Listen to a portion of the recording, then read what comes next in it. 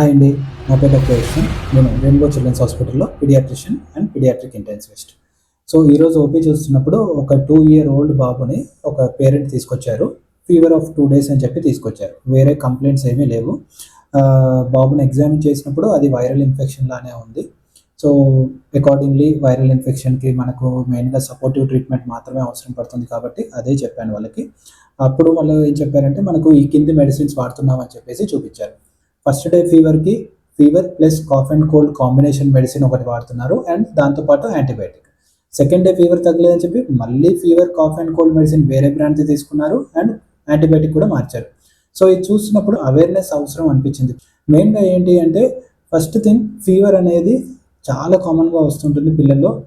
అందులో 75-80% చిల్డ్రన్‌కి ఏంటి అంటే వైరల్ ఇన్ఫెక్షనే ఉంటుంది. వైరల్ ఇన్ఫెక్షన్ ఉన్నప్పుడు మనం యాంటీబయాటిక్‌లు మార్చడం యూజ్‌లెస్. వైరల్ ఇన్ఫెక్షన్స్ ఉన్నప్పుడు మోస్ట్‌లీ సపోర్టివ్ ట్రీట్మెంట్ అనేది అవసరం పడుతుంది. సపోర్టివ్ ట్రీట్మెంట్ అంటే ప్రాపర్‌గా లిక్విడ్స్ అవి ఇవ్వడం, ఫుడ్ తీసుకున్నప్పుడు ఫుడ్ అది ఇవ్వడం, ఫీవర్ ఉన్నప్పుడు ఫీవర్ సిరప్ వేయడం. టెంపరేచర్ చెక్ చేసే ఫీవర్ సిరప్ అనేది వేయాలి. టెంపరేచర్ చెక్ చేయకుండా ఫీవర్ సిరప్ అనేది వేయకూడదు. అండ్ హ్యాండ్ పెట్టి టెంపరేచర్ చెక్ చేయకూడదనమాట. టెంపరేచర్ మోర్ దెన్ 99 అండర్ ఆర్మ్స్‌లో ఉంటుంది అంటే ఫీవర్ సిరప్ వేయాలి. సెకండ్ థింగ్ ఏంటి అంటే fever with cough and cold, fever with watery loose motions అవుతున్నాయంటే మోస్ట్‌లీ అది వైరల్ ఇన్ఫెక్షన్ కిందనే కన్సిడర్ చేయాలనమాట.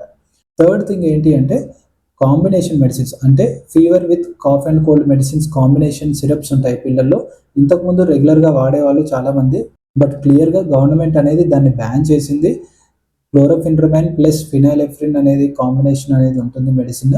అది వాడొద్దు అని చెప్పేసి చెప్పింది. ఎస్పెషల్లీ లెస్ దెన్ 4 ఇయర్స్‌లో అయితే గవర్నమెంట్ స్ట్రిక్ట్‌గా బ్యాన్ చేసింది. Thank you.